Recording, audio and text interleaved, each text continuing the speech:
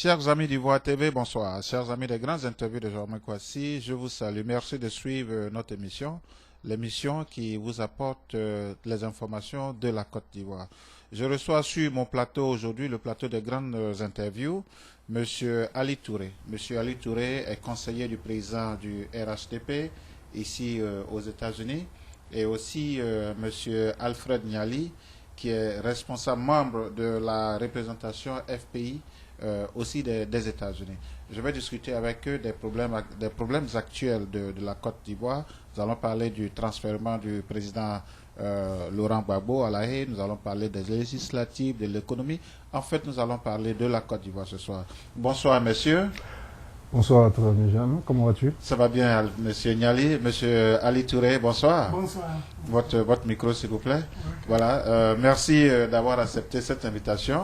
Je pense que au nom de la direction d'Ivoire TV, je voudrais vous dire merci. C'est pratiquement ce matin qu'on vous a contacté et en tant qu'Ivoirien est prêt à répondre à tout ce qui concerne la Côte d'Ivoire. Voilà, vous avez fait le déplacement jusqu'à nous pour avoir cet entretien. Il y a juste quelques jours, le 30 novembre, le président Laurent Gbagbo a été transféré à La Haye.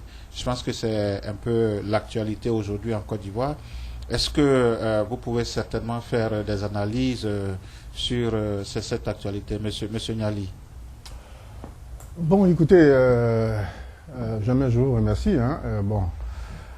Bon, quelle analyse qu'on peut faire de ce transfert? C'est un constat qu'on fait. Et bon, on se rend compte que la CPI a dû transférer le président Laurent Gbagbo d'une manière entre guillemets catimini, où dans la forme, les ingrédients n'étaient pas réunis. Et comme beaucoup d'hommes l'ont entendu dans le discours, dans l'intervention du président de la République, il a cité un nombre de facteurs. Et ça nous gêne beaucoup au niveau nous, les militants du FPI et de l'MP, voyons cette situation de crise post-électorale qui s'est eue en Côte d'Ivoire. Et subitement, on lance un mandat et on transfère un des éléments protagonistes de cette crise-là à La Haye et on laisse deux personnes dehors. Je pense qu'on va rentrer dans ce débat-là. Donc c'est un choc. Et puis aussi, en fait, c'est aussi un choc le fait que le président qui a insisté à rester en Côte d'Ivoire, comme vous le savez, dans cette crise post-électorale, il y a eu beaucoup de sollicitations, il y a eu beaucoup de demandes, beaucoup d'offres au président Laurent Gbagbo de quitter la Côte d'Ivoire, quitter son poste de président. On lui a proposé beaucoup de propositions, on lui a proposé un certain nombre de conditions, un certain nombre de postes. Il a carrément refusé, il a dénié ça, et il a préféré rester en Côte d'Ivoire pour subir ce qu'il a subi. Et donc pour lui, partir de la Côte d'Ivoire, ne pas être jugé en Côte d'Ivoire, en fait, c'est un pansement au cœur pour le président Gbagbo d'être transféré de la Côte d'Ivoire, sa patrie natale, et parti chose à la CP, chose à Hollande, pour en fait répondre à la justice internationale. Là-bas aussi, on pourrait dire c'est un soulagement parce que lorsque vous avez affaire à votre ennemi qui, en fait, qui vous a mis dans les cajoles, le traitement n'est pas correct. Et on avait pensé que le président était dans une résidence surveillée et que, d'après nos gens qui sont en face, disaient que, il est dans une résidence du président de la République, Félix Houphouët-Boigny, ou bien il était dans une résidence d'un grand député du Nord et qu'il était beaucoup plus à l'aise par rapport à ceux qui étaient dans d'autres communs. On s'est rendu compte finalement, c'était des mensonges, et le président a décrit ces conditions, et c'était à la limite humaine. Et ça, c'était pas très gentil du fait de mentir entre Européens pour dire, écoutez, on a arrêté Gbagbo, il est là encore plus à l'aise, il est dans toutes les conditions et tout. Et ce moment, on va le juger. Et puis finalement, on s'est rendu compte que c'était du faux. Et ça, c'était un choc pour nous autres. Voilà, je pense qu'on va revenir dans le débat. Pour l'instant, je vais m'arrêter là dans l'introduction. Voilà, monsieur Ali Touré, voici un peu par rapport aux écrits de la CPI. Voici ce que nous avons tous lu dans les journaux.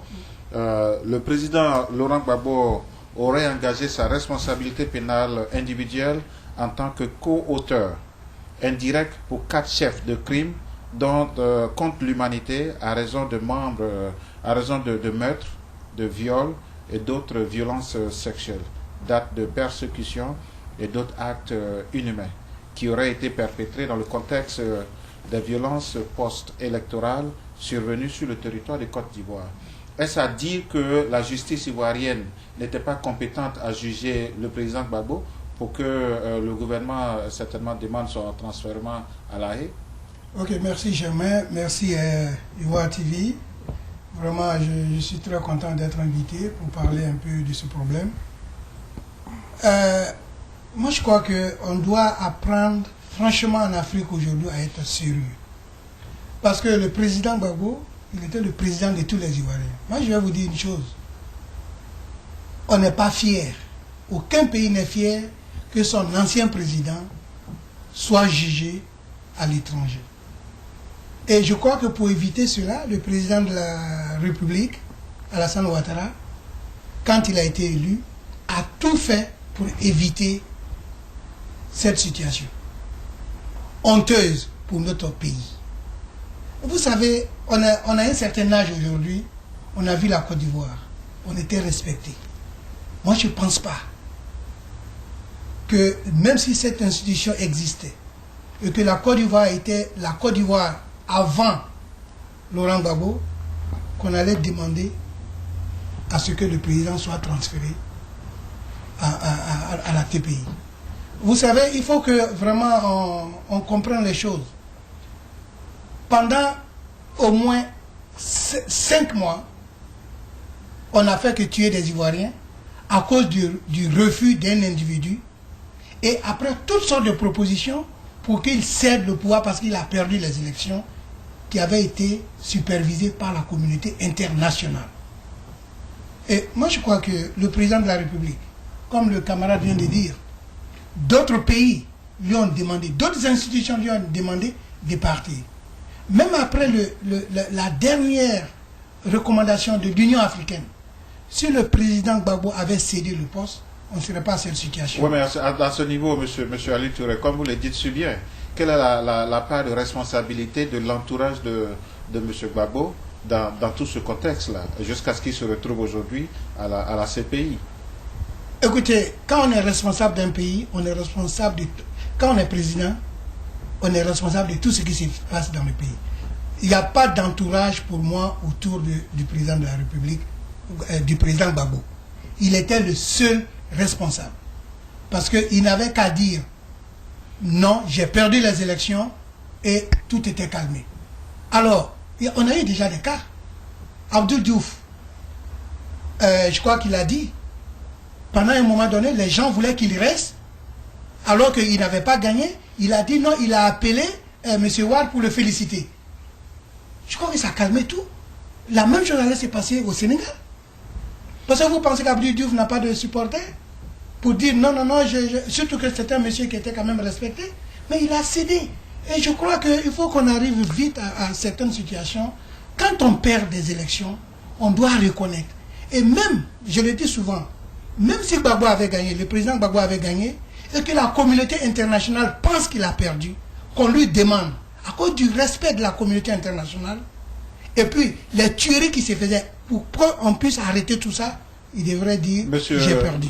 Monsieur Niali, tout à l'heure dans vos propos, vous disiez la présence du président Gbagbo à La Haye est un soulagement. Est-ce que vous pouvez peut-être élucider un peu sur ce point? Bon, écoutez, cher frère Germain, avant de répondre à votre question, laissez-moi bondir. Mais non, mais allez-y, c'est pour ça que nous voilà, sommes là ce soir. Laissez-moi faire de commentaires par rapport à... Mais je voudrais, avant que vous ne continuiez davantage, je voudrais vous dire que nous n'allons pas peut-être revenir, je voulais, sur le cas des élections. Nous sommes là plutôt pour parler du transfèrement. Absolument, du mais il faudrait qu'on puisse établir... Voilà, il faudrait qu'on puisse établir l'histoire et la vérité et les faits, parce que les faits, quelquefois, sont têtus. Absolument. Donc, quand on rencontre les faits, il faudrait que ça soit avec un certain nombre d'exactitude. Bon, monsieur Ali disait que simplement Gbagbo devait refuser, bon, il devait céder son poste. Mais est-ce que vous vous êtes posé la question, qu'est-ce qui s'est effectivement passé pendant les élections? Voilà, c'est la grande question. Est-ce que ces élections se sont déroulées normalement qu'on le souhaite? Non. Voilà. Et je vais vous dire, si vous voulez, je vais vous demander qu'est-ce qui s'est passé effectivement, pourquoi M. Gbagbo, le président Gbagbo a pris telle position. Parce qu'un individu, entre nous tous, quand vous trichez là, à un moment là, vous savez que vous avez perdu une élection, quand vous faites des offres, intérieurement de vous, tu dis, bon, effectivement, bon, cette histoire, je sais que, bon, j'ai dû perdre les élections, ou bien j'ai dû perdre, bon, pourquoi m'ententer, demain on découvre que bon, c'est du faux, bon, je ne suis pas bien vu. Bon, j'accepte les conditions comme même. Mais quand un individu dit, moi, je ne bouge pas parce que je sais que j'ai gagné des élections, ça veut dire qu'il y a quelque chose, il y a une vérité qui est là qu'on ne veut pas nous dire. Et cette vérité, moi, je vous la dire. Nous sommes allés aux élections, comme vous le savez. Et vous parlez de la communauté internationale, c'est une bonne chose. Parce que cette communauté, lorsque la crise a commencé en 2002, lorsque cette rébellion a déclenché, nous avons demandé à comment on appelle, la communauté internationale, la manière elle agit pour des élections en faveur de monsieur Dr Alassane n'a pas les mêmes effets. Ils n'ont fait que ces simples déclarations. Mais ici, ils se sont impliqués au corps et l'âme parce qu'ils avaient quelque chose à gagner dans cette histoire. Or, lorsqu'on les attaquait en 2002, on a crié, personne, y compris ses partenaires, ils n'ont pas réagi, ils n'ont fait que des déclarations politiques.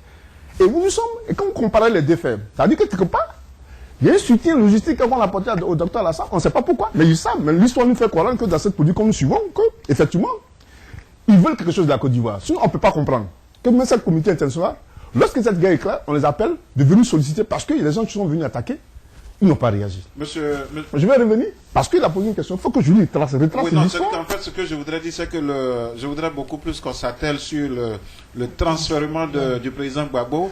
Que deviendra la Côte d'Ivoire après cette situation? Nous avons les législatives. C'est vrai que je vous ai juste laissé quelques minutes pour répondre. Vous avez le droit de réponse, hein? C'est tout à fait normal. Effectivement, parce que voilà, il a dit certains... On a limite de temps, il a dit certaines choses, il fallait que je puisse faire une balance à cela pour retracer un peu l'histoire pour dire, bon, Monsieur Ali Touré, vous savez bien que l'élément principal de cette crise, c'est M. Bakaïko. Le président, celui qui vient me délivrer de tout ce problème-là, c'est lui qui est la cause. Ok, c'est le plaît, je vais intervenir. Oui, non, mais attendez, moi je voudrais... Bon, on va rentrer dans ce débat. Bon, je veux dire qu'il y a beaucoup de faits dont n'accusez pas, ne regarde pas le président Laurent Gbagbo comme celui qui a refusé d'accepter les résultats. Mais vous ne nous posez pas la question, qu'est-ce qu'a fait M. Koulibaly, M. Bakaïko, qui est le président de cette institution? Et vous savez ce qu'il a fait? Là, vous ne posez pas la question dans ce sens-là. Okay, moi je vais... Donc, on va sortir de ce débat-là. On va sortir dans ce débat-là. On va revenir sur la CPI, comme il le demande. Et puis, on va engager le débat dans ce sens-là. Monsieur Ali, vous avez tout à fait le droit de réponse. Je pense que c'est pour ça que nous sommes là ce soir. Nous discutons en tant qu'Ivoiriens. Non, absolument, non.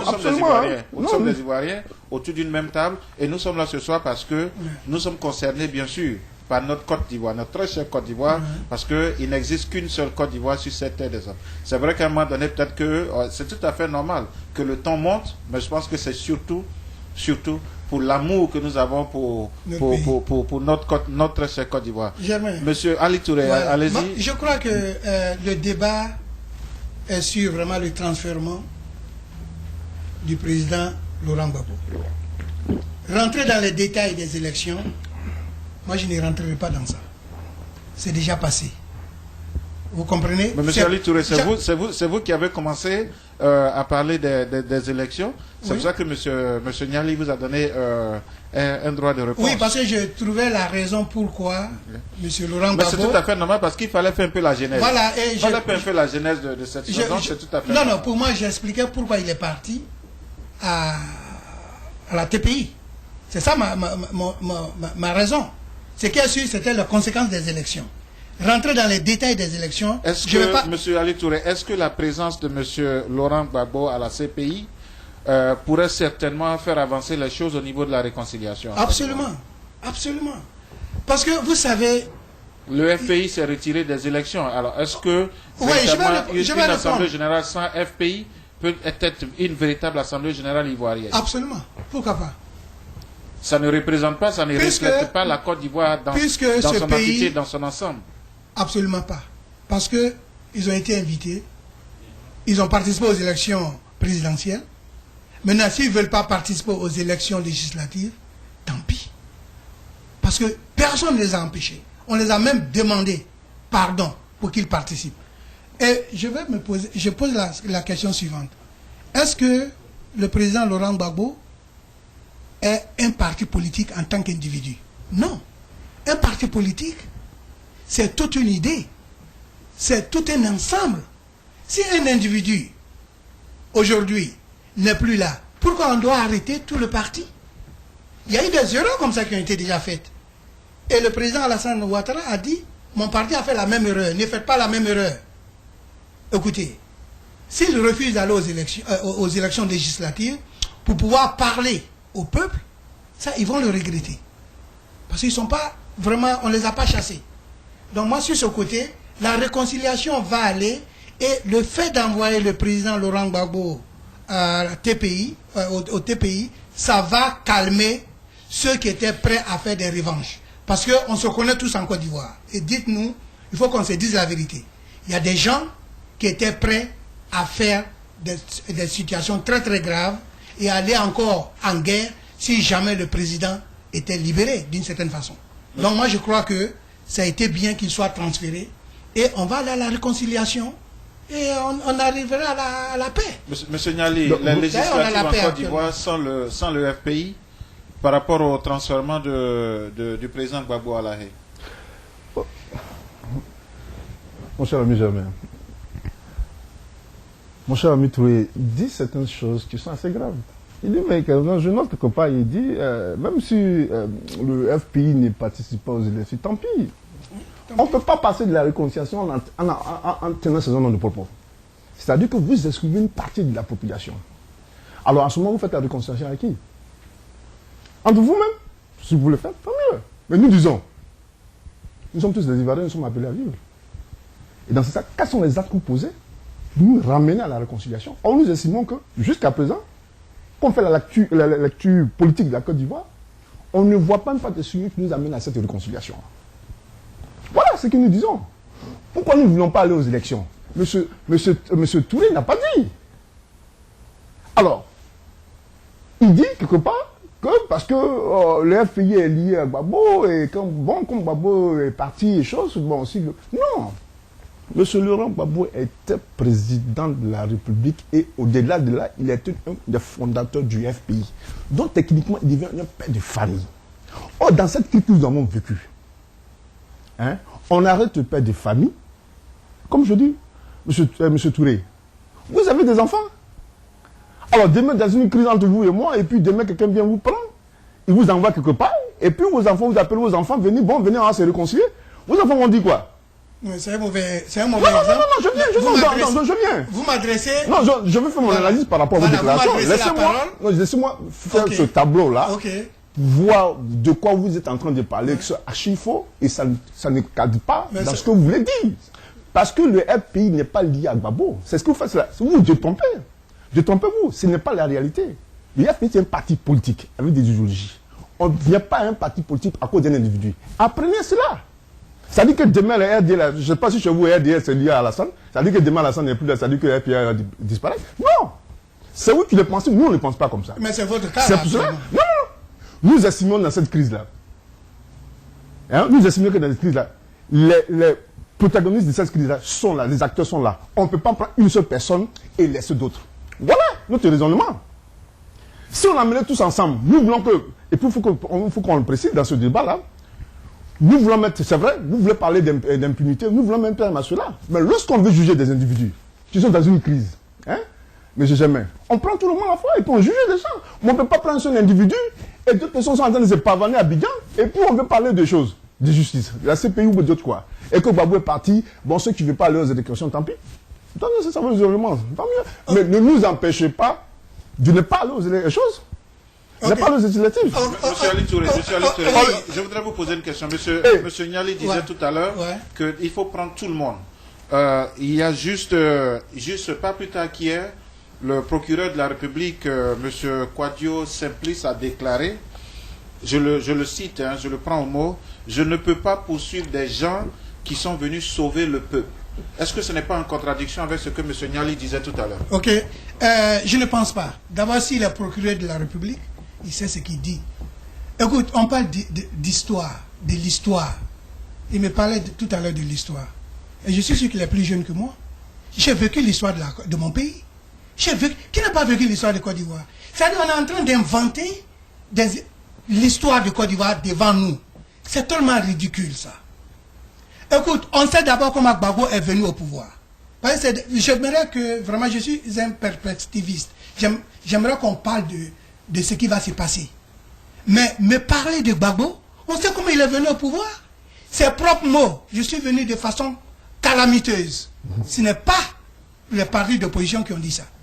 Et il est venu de façon calamiteuse, il a géré le pays de façon calamiteuse, il a fait des élections, il n'a jamais voulu aller aux élections pendant 10 ans. Voici un président qui se dit démocrate. Arrêtons de se moquer des Ivoiriens. Je vous assure, le procureur de la République a 100% raison. Parce que je sais comment les gens étaient prêts, effectivement, à se battre en Côte d'Ivoire. À cause de ce monsieur. Il a détruit mon pays. J'ai dit bien. Germain, est-ce que tu ne connais pas ton pays? Qui n'a pas vécu en Côte d'Ivoire? Qui n'a pas vu la Côte d'Ivoire pendant les 10 dernières années? Venir inventer l'histoire? Jamais. Monsieur Laurent Gbagbo a commis des crimes à son élection. Il a bien dit de façon calamiteuse. Il a géré de façon calamiteuse et il est parti de façon calamiteuse. Moi, je ne sais pas. Pendant 40 ans, la Côte d'Ivoire était la Côte d'Ivoire. Il y a eu certainement des petits trucs. Mais de façon nationale, c'était la première fois de voir ça. Et puis moi, j'aimerais vous dire une chose. Vous savez, des fois, les noms reflètent des choses. Ce parti qu'on appelle le FPI, il dit front. Le mot front veut dire quoi, Germain, en français? Ça dit je m'oppose à tout. Mais oppose-toi. Mais si jamais vous voulez faire la guerre, je vous assure, il y aura des gens pour vous rencontrer. Moi, c'est tout ce que je peux dire.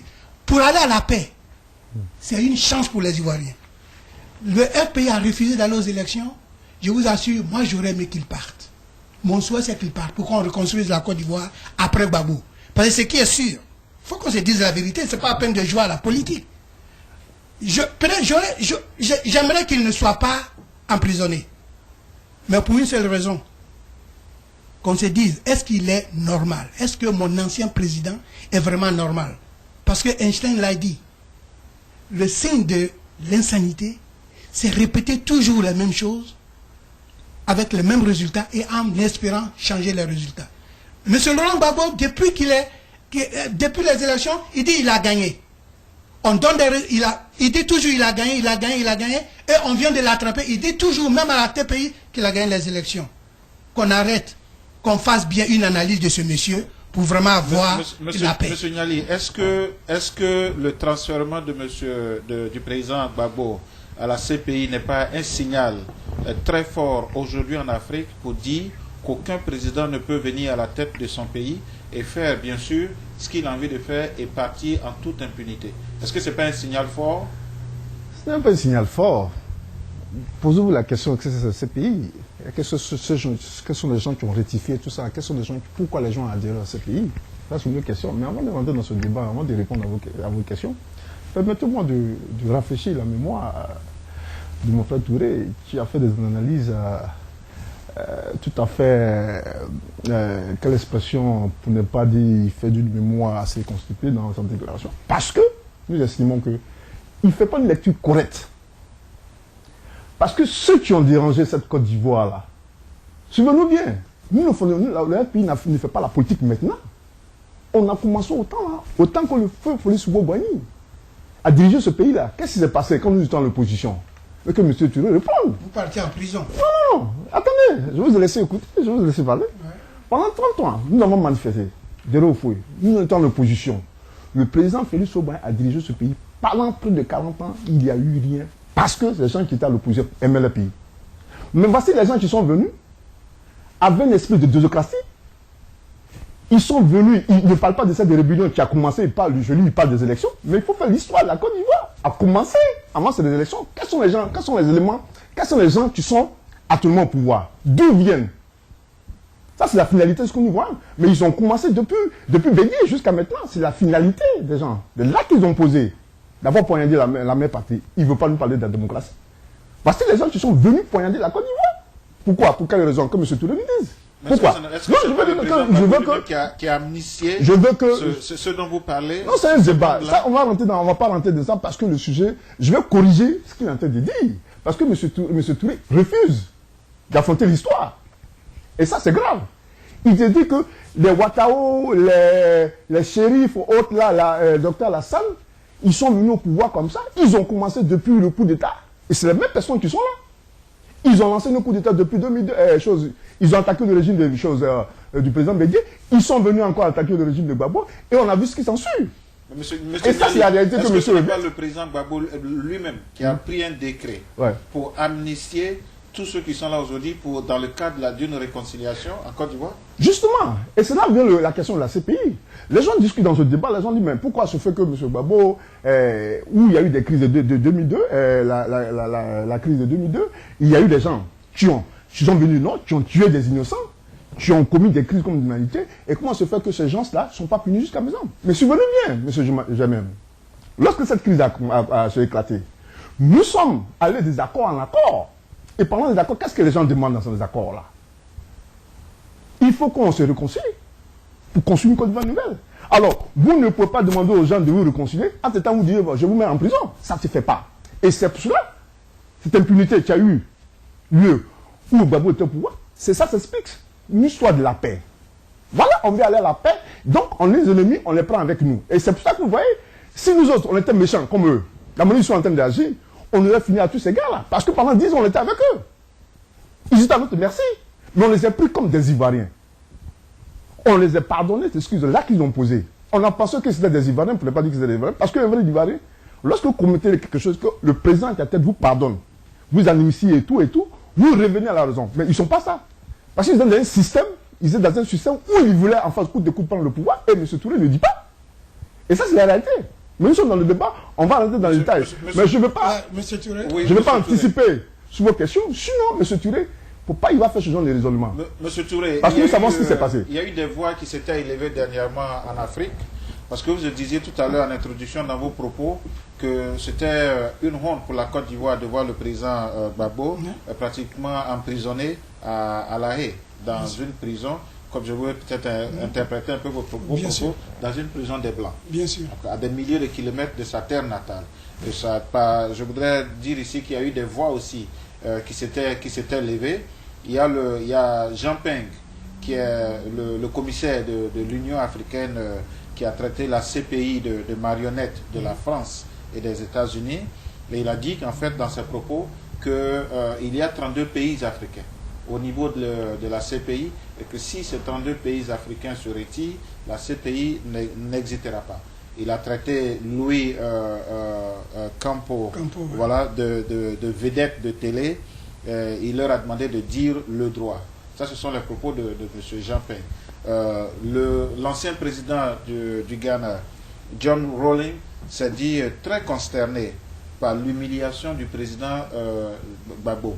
Alors, qu'est-ce qu'il faut faire pratiquement dans un contexte pareil en Afrique pour éviter ce genre d'humiliation d'un président de la République? Ok, que les présidents élus soient des démocrates. Un point, c'est tout. Qu'ils soient des démocrates. Parce que, bon, j'aurais aimé qu'on ait un autre débat sur l'histoire de la Côte d'Ivoire, ou l'histoire récente de la Côte d'Ivoire. Oui, mais quand vous dites, par exemple, qu'ils soient démocrates, on sait tous, par exemple, qu'au niveau de la Libye a refusé de donner le fils de Kadhafi, Muammar Kadhafi, à la CPI. Oui. Alors, pourquoi est-ce que peut-être la Côte d'Ivoire n'a pas suivi un peu cet exemple de la Libye, de pouvoir juger le président Gbagbo sur sa terre? Mais on n'a pas besoin de suivre. Déjà, regarde ce qui se passe en Côte d'Ivoire. On chantait pendant longtemps que la justice des vainqueurs. Et puis, je vais vraiment dire une chose. Quand la communauté internationale est impliquée, ça encore c'est l'histoire, est impliquée dans une affaire qui devient une guerre ou quoi, très souvent, le jugement se fait par cette même communauté internationale. Est-ce que vous comprenez? Là, les opposants comment dirais-je, actuels, chantaient à tout bout des champs la justice des vainqueurs. Non, on dit maintenant non. Puisqu'il y a un arbitrage neutre, on va envoyer le coupable à cet endroit. Un point, c'est tout. Moi, je trouve que aujourd'hui, le cas de la Côte d'Ivoire est vraiment différent de celui de Libye. D'abord, parce que le président libyen n'a pas été attrapé, il a été tué. Donc, déjà, on doit dire chanceux à Gbagbo, il aurait pu être tué. Il ne serait pas en vie aujourd'hui. Et il a dit, ne me tuez pas. Et d'abord, je vais vous dire une chose. C'était la première fois en 10 ans que le président Gbagbo ait dit publiquement, tuez pas. Parce que il y a eu au moins 5 ou 6, ou même une dizaine de marches en Côte d'Ivoire. Quand on vient me chanter, on me parle de démocratie, de ce monsieur. À chaque marche, les opposants étaient tués. Et par dizaines, par vingtaines, même par centaines. Quelle marche? Ok. Alors, les marches démocratiques, marcher en Côte d'Ivoire était interdit. Alors que le président Gbagbo, tout le monde sait que c'était le monsieur qui a passé tout son temps à marcher. Et comment se fait-il que sous son règne, il n'y a pas eu de marche? Et qu'on vienne me chanter aujourd'hui que c'était un démocrate, qu'on vienne me chanter aujourd'hui que ce monsieur-là méritait d'être président de la Côte d'Ivoire, j'ai dit non. Et franchement, Germain, j'aimerais qu'on avance parce que le jugement de Laurent Gbagbo sur sa gestion, tout ça, ça doit être une autre émission. Parce que il y a beaucoup de sujets, je crois qu'on peut vraiment en parler, quoi. Monsieur Niali, beaucoup de journaux ont traité le FPI de faire du chantage politique, de ne pas aller aux élections, d'abord d'imposer la libération de M. Gbagbo comme condition de participer au processus de réconciliation. Alors, est-ce qu'on vous traite de faire du chantage politique? Bon, jamais, tu vois, ce débat-là, il devient intéressant et puis un peu compliqué parce que, bon, j'ai bien envie de répondre à vos questions, hein, directement. Si M. Touré me facilitait la tâche pour reconnaître un peu, en fait, parce que ce qui est intéressant en débat politique, c'est pas d'attaquer, mais il faut reconnaître, hein, c'est un fait, les actes posés. Or, mon chef Rami Touré, en train de dire certaines choses que j'ai bien envie de... si je vais passer tout le temps de les rendre, M. Touré, je ne pourrais même pas répondre à vos questions. Donc, je vais faire fi de vos auditeurs, de vos internautes, pour vraiment éviter de répondre à M. Touré, pour répondre directement à vos questions, parce que si peut-être en répondant à vos questions, je vais rattraper certains de ses faits. Parce que si je vais aller, ce qu'il dit, il rencontre pratiquement, en fait, je ne sais pas si M. Touré sur l'actualité ivoirienne. Et souvent, c'est la grande question que je me pose. Il confond la démocratie et la dosocratie. C'est différent. La dosocratie sur notre part et la démocratie sur la part. Il sait de quoi je parle. Alors, est-ce que je vais rentrer... fait du chantage politique? Non, nous ne faisons pas du chantage politique. Nous sommes en politique. Quelle est la ligne de défense aujourd'hui du président Gbagbo pour sortir de là? Nous ne faisons pas de la politique. Nous sommes en politique. Comme je dis, on nous appelle aux élections. On ne sort pas à un dîner gala. Monsieur Jamais. La Côte d'Ivoire ne sort pas dans un dîner gala. Nous sommes dans un cri aigu où il y a eu des milliers de morts. Il faudrait qu'on prenne le temps de s'adresser à cette population pour les expliquer qu'est-ce qui s'est passé pendant ces élections. Mais on ne le fait pas, automatiquement on lance les élections en 2002. Au moment où ils lancent les élections, on poursuit d'autres personnes. Alors, Jamais. Bon sens voulait que laissez les gens tranquilles. Vous lancez les mandats d'arrêt contre nos dirigeants. D'autres ont quitté la Côte d'Ivoire. D'autres sont poursuivis, les comptes sont bloqués. Et vous nous demandez de venir aux élections. Et en plus, vous tournez, on fait du chantage. On ne fait pas du chantage, nous sommes en politique. Alors, vous m'appelez aux élections, je vous dis, voici mes conditions pour aller aux élections.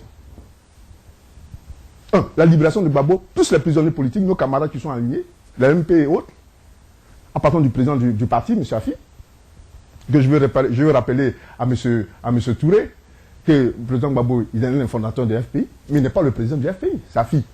Et quand on se demande qu'est-ce qu'Afi a fait dans cette crise, il ne peut pas me répondre là-dessus. Là, c'est une parenthèse que j'ouvre. Pour dire, les dosocraties qui sont entrées dans cette république de dosocratie où ils sont, est différente de cette république de Côte d'Ivoire, où le droit de la liberté a foutu le camp. Et je le sais. Donc, on pose des conditions pour aller à une élection.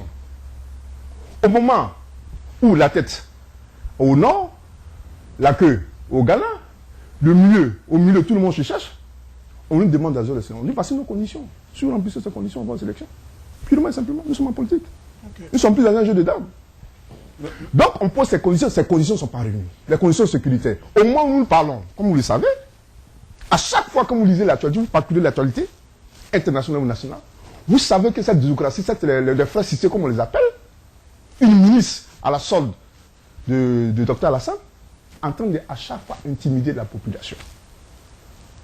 Bien que hier, et ça, il a été, l'insécurité n'existe pas en Côte d'Ivoire. Et vous demandez aux gens d'aller aux élections, aller se présenter devant ce peuple-là, qu'on vient de tuer, qui n'ont même pas encore eu le temps d'en tirer les morts, qui n'ont pas eu le temps de pleurer les morts, on leur dit d'aller aux élections. Qu'ils aillent aux élections. Mais ce que nous leur demandons, on nous laisse tranquille, de nous réunir, d'expliquer à nos militants qu'est-ce qui s'est réellement passé pendant cette crise. Mais ils ne veulent pas nous donner cette opportunité d'expliquer à nos militants qu'est-ce qui s'est passé et choses, eux, on nous traque partout. On voulait qu'on nous aille aux élections. Nous n'irons pas les élections, purement et simplement. Au niveau du RHDP, au niveau de votre gouvernement actuel, voilà, qu'est-ce que véritablement empêche de satisfaire les conditions du FPI pour certainement ramener la Côte d'Ivoire à une Côte d'Ivoire. Ils ont une seule condition. Surtout pour les générations. Ils ont une seule condition. Surtout pour les générations futures. Ils ont une seule condition. Comment voyez-vous la Côte d'Ivoire dans les 5 ans ou 10 ans? Je comprends. Ils ont une seule condition. Libérer le président Laurent Gbagbo. Il ne sera pas libéré. S'ils ne veulent pas aller aux élections, qu'ils restent chez eux. Les élections vont se faire, les postes seront occupés. Actuellement, au lieu de présenter les choses de façon objective, actuellement le CNRD, ils sont aujourd'hui divisés. Parce qu'il y a beaucoup de gens qui font des analyses vraiment politiques. Parce que la Côte d'Ivoire n'appartient à personne. Ça appartient, si vous voulez, au peuple de Côte d'Ivoire. Si ce peuple-là s'organise en parti politique, ils sont candidats. S'ils veulent faire de la politique, tu es libre de créer ton parti politique en Côte d'Ivoire. Il y a combien de partis politiques? Une centaine. Mais que le pays qui a eu la chance d'exister au moment vraiment où il n'y avait pas de parti politique, ce parti a eu cette popularité, et croire maintenant qu'il est le parti, tant qu'il ne participe pas à une élection, que rien ne va tourner en Côte d'Ivoire, mais je vous assure, la Côte d'Ivoire va tourner à 100%. M. Niali a évoqué tout à l'heure des problèmes de sécurité. Il y a juste quelques jours, les journaux titraient, dans le cadre de cette campagne électorale législative, voilà, qu'il y a eu des violences, des attaques aux armes lourdes, des explosions, oui, et tout ça. Alors, non, mais tout le monde sait, oui, mais écoutez, il n'y a pas eu d'enquête encore, mais tout le monde sait contre qui cette insécurité était. Mais c'est la même chose. Après la chute du président, on a vu les tueries qui ont eu lieu en allant vers le Libéria. Mais ce parti, c'était un parti dangereux, des nazis. Mais il y a eu combien de morts en Côte d'Ivoire? Je ne vais pas revenir parce que vraiment j'aimerais qu'on avance, mais je vous assure, il n'y a pas eu autant de morts en Côte d'Ivoire sous un président que sous Laurent Gbagbo. Monsieur Niali, je prends M. Ali Touromo. Vous êtes un parti de nazistes. Absolument. Alors, cela me fait depuis quand est-ce que vous prenez ce nazisme? Et puis, dans votre pratique du nazisme, où est-ce que vous mettez la Côte d'Ivoire? Absolument. Posez la question parce que c'est eux qui ont employé le terme nazisme. Moi, quand j'employais le terme de démocratie, et je sais que je peux l'expliquer, mais lui, nazisme, pourquoi il a fait? C'est à lui de poser la question. Mais je veux dire qu'on pourrait léguer au général, à nos enfants, je vais dire, monsieur le chef Ali Touré, qu'il y a une mémoire sélective. Il y a des personnes qui m'ont fait une mémoire sélective. Et ça, c'est pas bon en politique. Voilà, c'est pas bon en politique. Les meurtres, c'est vous qui avez commencé. Tu as parlé des conditions calamiteuses. Tu as parlé de Babou a été élu comme l'expression calamiteuse. C'est lui-même qui l'a dit. Hein. Mais c'est les conditions, ce n'est pas l'élection en elle-même qui est calamiteuse, c'est les conditions. Dans les conditions que le docteur Alassane n'a plus le pouvoir, on appelle ça une condition calamiteuse. Si vous voulez l'expression française, c'est comme ça se passe. Le mot calamiteux vient de là. Ce n'est pas les élections en tant que telles, c'est les conditions. Donc faites attention quand vous dites des élections. On entend ça souvent, cette expression-là, mais j'ai l'impression que les gens derrière ne savent pas où placer ce mot-là, calamité là. C'est les conditions dans lesquelles tu veux au pouvoir. Donc je voulais ce n'est pas les élections en tant que telles. Donc je voulais en fait faire une réflexion là. Allez-y regarder dans le dictionnaire. Et puis prochaine fois on va faire ce débat là. Parce que vous aimez toujours ces expressions-là. Je vais vous faire savoir que ces expressions, ce sont les conditions dans lesquelles la personne a. Les conditions où mais je vais venir. Vous êtes traité de nazis. Quelle Côte d'Ivoire comptez-vous léguer aux générations à venir, et à quelles conditions pensez-vous qu'aujourd'hui vous pouvez retourner autour de la table de la réconciliation? C'est pour cela que, M. Germain. Parce qu'une chose est sûre, le président Gbagbo est aujourd'hui à La Haye, vous ne pouvez rien changer. Non, c'est un fait. C'est un fait. C'est un fait. Il faut arrêter la Côte d'Ivoire. Non. C'est vous qui pensez qu'on va arrêter. Continuer. Non. C'est vous qui pensez que la Côte d'Ivoire s'arrêter. Mais vous oubliez que lorsque le président Gbagbo était, on vous a appelé aux élections législatives. À cause de Dr Alassane Dramane Ouattara, vous avez refusé, vous avez suivi un homme. Pourtant, les conditions, le tableau était totalement différent. Et vous avez refusé d'aller aux élections. Or, ici, nous sommes dans une crise de guerre. À l'époque, quand on fait une comparaison, là, il faut savoir le situer. À l'époque, la Côte d'Ivoire n'a pas subi cette crise, mais vous avez refusé d'aller aux élections parce que vous voulez suivre un individu. Or, nous, on ne suit pas un individu. Nous, chez nous, Gbagbo est parti, c'est un fait. On tient compte de ça. Mais le FPI va exister. Mais ce que nous nous demandons, pour répondre à la question de Germain, on veut faire l'histoire, on fait partie de l'histoire. Et l'histoire retiendra qu'à un moment donné de son existence, j'ai les gens qui sont venus éventrer la mère patrie. Parce qu'ils étaient frustrés. Parce qu'on ne les a pas donné des cas dentés. Voici où il a commencé l'histoire. Il faut qu'on réécrive cette histoire. Okay, je pense qu'il parle trop. Germain, il faut être objectif. Là. Non, pour répondre à votre question. Il ne peut pas parler plus pour répondre à votre question. Non, il suffit de l'histoire. Il ne peut pas passer son temps à parler. Non, nous voulons faire partie de l'histoire. Il est en train de parler de l'histoire de Côte d'Ivoire. Non, parce que tu ne peux pas le laisser parler. Vous avez le temps. Oui, mais tu m'as coupé. J'ai commencé à dire quelque chose. Je fais mes analyses, vous m'arrêtez. Vous m'avez traité de naziste, je n'ai pas voulu sur ma chaise. Nous, on habitué aux critiques. Je vais vous donner le même temps, pour intervenir. Voilà. Pour répondre à votre question, nous sommes dans l'histoire de la Côte d'Ivoire. On va aller directement à la question, et puis monsieur Ali aussi, parce qu'on tire vers la fin de l'émission. Bon, c'est dommage. Vous savez, on a 1 heure et temps, généralement, ça passe très vite. Ça passe très vite, j'ai même. Il faut qu'on crée l'histoire. C'est-à-dire qu'on comprend mieux ceux qui ont vécu l'histoire. Parce qu'en fait, l'émission d'aujourd'hui, c'était le président Gbagbo à La Haye et après. Quand je dis et après, ça dit qu'est-ce que la Côte d'Ivoire deviendra? Quel est le futur du président? Il faut cette question-là. On peut toujours programmer une émission. Mais c'est ce que je dis. La Côte d'Ivoire serait la Côte d'Ivoire. Parce que dans une nation, c'est les hommes. Voilà, c'est les hommes. L'histoire reconnaît que Gbagbo n'est plus au pouvoir. Ça, c'est un fait. Mais ça dit que l'existence de la Côte d'Ivoire va s'arrêter.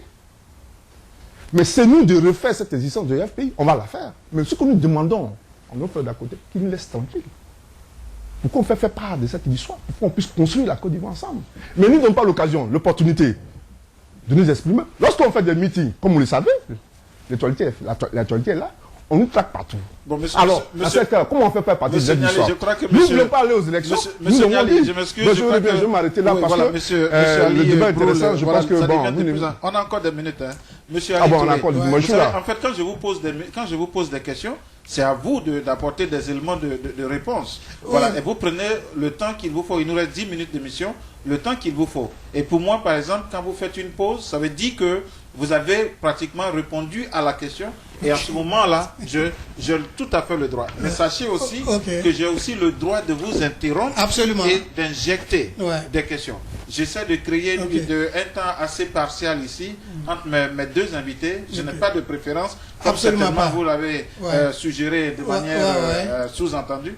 Je n'ai pas de préférence. On parle de la Côte d'Ivoire ici. Voilà, pour moi, vous répondez à mes questions et je voudrais aussi laisser la parole à l'autre. Allez-y, je crois que vous avez quelque chose à dire, certainement par rapport à ce que M. Niali disait, parce que le thème de l'émission de ce soir, c'était le président Gbagbo à La Haye et après. Voilà, on parle ça y est, franchement, comme tu as dit, qu'on reviendra peut-être pour parler d'autres sujets, économie, mais si vraiment on veut parler de l'histoire de Côte d'Ivoire, je dis bien que les gens du FPI arrêtent de croire qu'ils connaissent l'histoire de la Côte d'Ivoire. Oui, le problème que j'ai, non, je vais vous laisser la parole, mais le problème que j'ai, c'est que ce sont des questions spécifiques que j'ai posées dès le départ. J'ai tracé le canevas de cette émission. Bien sûr. Je crois que nous avons certainement dévié, mais on parle toujours de la Côte d'Ivoire. Allez-y, monsieur. Voilà, c'est-à-dire, moi, j'aimerais bien qu'on sache que le FPI est un parti politique, comme le PIT, comme le RHDP, le RDR, le PDCI, qui était là même le premier parti de tout le monde, et d'autres petits partis. Mais s'ils pensent qu'ils sont importants, qu'ils sont vraiment importants et qu'ils peuvent changer l'avenir de la Côte d'Ivoire, c'est à l'Assemblée nationale quand on n'est pas au pouvoir. L'Assemblée nationale a aussi un pouvoir. S'ils pensent qu'ils sont bons, qu'ils ont fait de bonnes choses en Côte d'Ivoire pendant ces 10 dernières années, qu'ils se présentent. Et lorsque le frère me parle d'insécurité, et lorsqu'il me parle que les élections sont passées, utiliser le mot calamiteux, c'est plutôt les conditions, tout ça, ça c'est un mot de français là, je peux m'en passer. Mais ce qui est sûr, le premier tour s'est passé dans de très bonnes conditions. Et lorsque les résultats ont été donnés, on a commencé à tuer des gens à l'ouest. En fait, Non, j'arrive. Non, oui, mais parce que quand on parle de calamité, ça commence par là. À partir du moment où les élections se sont bien déroulées, on a même félicité la Côte d'Ivoire, le taux de participation. Et le résultat est donné. Et on commence à tuer des gens à cause des élections. Germain, si ceci ne choque pas les gens, moi, ça me choque. Parce que les tueries là, ça ne s'est pas passé ailleurs. On sait dans quelle région ça s'est passé. Oui, mais c'est ça qui a conduit aujourd'hui le président Gbagbo voilà, à la donc, c'est plutôt de ça que oui, mais non, comme on veut, le président à la haie. Mais Germain, comme on veut nous faire l'histoire de notre pays, de notre vivant, il y a des gens qui pensent qu'ils sont historiens. C'est vrai, ils étaient historiens. Mais ils vont continuer à faire l'histoire. Mais aujourd'hui, là, on est présent. Vrai ou faux? On a bien participé aux élections. Monsieur Ali, je vais vous poser une question spécifique. Je reste encore avec vous. Ouais, bien sûr. Le président Gbagbo est à la haie et après? Ben, c'est la paix. Il aura la paix en Côte d'Ivoire. Le président Gbagbo, tout le monde sait pourquoi il est là-bas. Même ceux qui veulent le défendre là. On sait que parce qu'il y a eu trop de tueries après les résultats. Voilà un monsieur, à 2 élections présidentielles auxquelles il a participé, il y a eu des tueries. Au moins, on doit arrêter quand même. Mais pendant qu'il est à la haie maintenant, qu'est-ce que deviendra la Côte d'Ivoire? Ah, mais tranquille. Vous ne pensez pas que la Côte d'Ivoire est tranquille actuellement? Si vous avez un appel aujourd'hui à lancer à nos frères du FPI? Ben, c'est leur dire de rejoindre la masse. C'est-à-dire de rejoindre la Côte d'Ivoire et d'être ce qu'ils étaient avant l'arrivée du FPI. Est-ce que vous me comprenez? L'arrivée du FPI a détruit ton école, ton université. Ça, on parle d'histoire. Ça, effectivement, c'est l'histoire. Et on sait comment écrire cette histoire. Aujourd'hui, on est obligé de fermer l'université, c'est-à-dire le centre d'instruction de notre pays, à cause d'un régime. Je dis bien un régime. Et je sais pourquoi je le dis. Alors, vous pensez que ça, c'est des gens qui vont nous montrer, qui vont nous parler de l'histoire? Tout en parlant de M. Ouattara. Mais le cas de M. Ouattara, pour la première fois, je vais parler de M. Ouattara. Il était Premier ministre. Il était Premier ministre. Il était candidat à la députation. On a refusé qu'il soit candidat. Après que des tractations avec l'ambassadeur des États-Unis, le président Laurent Gbagbo est accepté. Au finish, on refuse.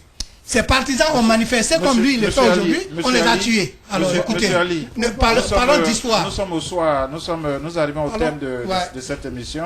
Parlons d'histoire. Je vais vous laisser certainement à chacun d'entre vous. Voilà. À chacun d'entre vous. En fait, comme je l'ai dit, malheureusement, je dis bien malheureusement, le débat a fait que vous nous avez ramené dans des faits passés, alors qu'en fait, le thème de cette émission, c'était le président Laurent Gbagbo à la haie. Et après. Et après, ça veut dire, nous allons aux législatives. Que deviendra la Côte d'Ivoire pour les générations futures? Est-ce qu'il y a une possibilité ici pour M. Gbagbo de sortir avec le collectif d'avocats qu'il a? Je sais qu'aujourd'hui, il peut avoir la visite de toute sa famille. Sa fille déjà a demandé un rendez-vous à le rencontrer. C'était en fait dans ce cadre-là qu'on avait circonscrit cette émission, mais malheureusement nous avons dévié. Donc je pense que ce n'est que parti. Bon, jamais, c'est d'un que nous partirons. Monsieur Niali, nous arrivons au soir, je vais vous donner à chacun d'entre vous un temps bien précis que je vais vous remettre. Voilà, il nous reste 5 minutes, donc vous avez 4 minutes que vous allez vous partager. Et moi j'aurai la dernière minute pour clore cette émission. Bon, écoutez, je vais essayer voilà, je vais essayer de résumer pratiquement vos questions parce que c'est pour ça que je disais au débat, là, si c'est un débat ouvert, je m'attendais à ce genre de débat parce qu'on va aller faire l'histoire, on va retourner en arrière. Mais, la CPI, le fait qu'il a amené Gbagbo, nous ne disons pas, et ça je ne le dis jamais, il faut que les Ivoiriens comprennent ça. L'impunité, on ne veut pas dans un pays. Mais lorsqu'on veut juger des individus, quand vous êtes en guerre avec quelqu'un, vous n'êtes pas en guerre entre vous-même, vous êtes en guerre avec quelqu'un. Donc lorsque les gens s'opposent, sont en guerre, et qu'on veut faire une justice, on prend tout le monde. Mais on ne peut pas prendre une partie, on ne peut pas prendre quelqu'un, et puis on laisse les gens. Et on demande aux gens là d'aller aux législatifs. Aux législatifs, qu'est-ce que ce sont là? Pourquoi nous ne voulons pas aux législatifs? On a posé une commission, mais faites une analyse assez simple, assez concrète et simple. Quels sont les gens qui sont à l'Assemblée nationale? Mais ce n'est que des voyous, des bandits, des criminels qui vont se pavaner à l'Assemblée nationale. Et vous voulez qu'on aille siéger à l'Assemblée nationale des criminels de Oran, qui ont poignardé la Côte d'Ivoire. Les Ouattara qui sont en train de chercher des parapluies au niveau de l'Assemblée nationale. Tout ce monde-là, ou quand vous voyez la liste des candidats des choses, c'est tous des criminels de Oran. Alors vous voulez qu'on aille à l'Assemblée avec ces gens-là pour parler de la Côte d'Ivoire? Non, on refuse. C'est pour ça, parce que nous savons le jeu qu'ils sont en train de jouer. Nous savons que, même si nous ne sommes pas à la députation, la Côte d'Ivoire suffit. Effectivement, la période d'un président, c'est 5 ans. Pendant 5 ans, la Côte ne va pas disparaître. Ils n'ont qu'à faire ce qu'ils veulent. Mais nous revenons au pouvoir pour redresser l'état de droit. Parce que nous refusons de composer à des gens qui ont poignardé la Côte d'Ivoire, qui ont tué des gens, qui vont demain être des députés. Qui vont demain, M. Soro, qui cherche à être président de l'Assemblée nationale. Je vous apprends. Demain, il serait président de l'Assemblée nationale. À un criminel de Ouan, vous voulez que nous allons s'asseoir à l'Assemblée avec ces gens-là? Parler de quoi? Non, on ne peut pas le faire. On dit non, nous n'irons pas aux élections. Qu'ils aillent. Ils vont aller avec des Ivoiriens. Sûrement, ils vont le couler de défendre les intérêts de la Côte d'Ivoire. Donc, si le pays n'est pas présent, ce n'est pas grave. Nous assumons notre responsabilité de mettre autre chose à l'Assemblée nationale parce que nous savons que nous ne voulons pas composer avec les gens qui ont tué la Côte d'Ivoire. Merci bien, monsieur. Maintenant, donc je voulais, bon, mais 2 minutes. Vous avez 2 minutes, nous sommes au soir de cette émission. Monsieur Ali, vous avez 2 minutes et si vous n'avez pas fini, je suis obligé de vous arrêter parce qu'il nous reste seulement 3 minutes d'émission. Allez-y. Ok. Germain, moi je voulais quand même calmer le frère. Non, je ne suis pas chaud. Non, non, nous, on est là, aux États-Unis, on sait c'est quoi la démocratie. Vous comprenez? On sait très bien c'est quoi la démocratie et on doit respecter les gens. Quand on traite les responsables du pays de criminels, moi je pense qu'il faut des preuves. Moi, votre émission, on doit vraiment apprendre à parler. Parce que les traités des criminels, ils ne sont pas des criminels. Mais moi, traité de nazis. Monsieur Nali, voilà, je crois que c'est son temps. Parce que quand on parle de criminels, c'est des trucs juridiques et c'est totalement différent quand il y a une guerre. Quand des individus se révoltent pour prendre les armes, c'est qu'il y avait une raison. Et lui-même, le frère vient de donner une raison. Il dit que parce qu'on ne leur donne pas les pièces d'identité. Mais pour quelle raison on va faire une guerre? Parce qu'on ne mange pas? Parce qu'on n'a pas... Non, mais ça c'est la raison principale. Et ça, moi je crois que si la communauté internationale a compris ça, c'est qu'ils savaient que les gars qui ont pris les armes, ils avaient au moins une raison légitime. Mais Gbagbo est au TPI, le FPI est en Côte d'Ivoire, on n'a pas dissous le parti, on leur demande, et le président a demandé, on leur a même donné de l'argent, 100 et quelques millions qu'ils ont pris pour faire quelque chose avec. Parce que c'est un parti politique. Et on parle de réconciliation, le président de la République a mis une commission pour la réconciliation. Moi, personnellement, je pense que ce n'était pas le moment, mais je suis l'ordre de mon président, j'accepte. Mais pour moi, avant d'aller à la réconciliation, il fallait que ces gens-là apprécient c'est quoi la vie humaine. Voilà, merci. Donc bien, voilà un peu merci bien, ce que j'ai à dire. Merci bien, monsieur Ali Touré. Monsieur Niali, merci. Absolument. De votre temps. C'est un plaisir pour moi. Monsieur Ali Touré, merci infiniment. Je pense que, comme je le disais tout à l'heure, le débat il est ouvert. Je fais la promesse à mes amis des grandes interviews de vous ramener sur ce plateau. Absolument. Mais sachez tout simplement, voilà, ils se font les accolades. Sachez tout simplement qu'on discute anti-ivoirien. Absolument. C'est vrai qu'à un moment donné, le débat il peut être passionné. Et on peut aussi le dépassionner.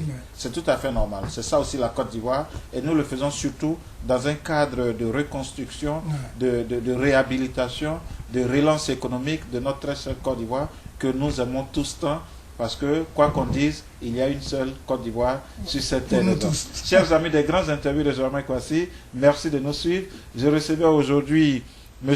Alfred Niali, qui a fait le déplacement depuis le New Jersey jusqu'ici à New York, juste pour prendre part à cette émission. Il est membre de la représentation FPI des États-Unis, et aussi M. Ali Touré, qui a fait aussi le déplacement depuis, M. Ali Touré, votre état déjà? Non, mais de New York. Voilà, donc voilà, lui il est de New York. Je recevais aussi M. Ali Touré, qui a fait le déplacement juste pour prendre part à cette émission. Sachez que M. Ali Touré est conseiller du président du RHTP USA. Bonsoir, c'était Jean-Marc Kouassi et à la prochaine. Okay. Merci, messieurs. Voilà.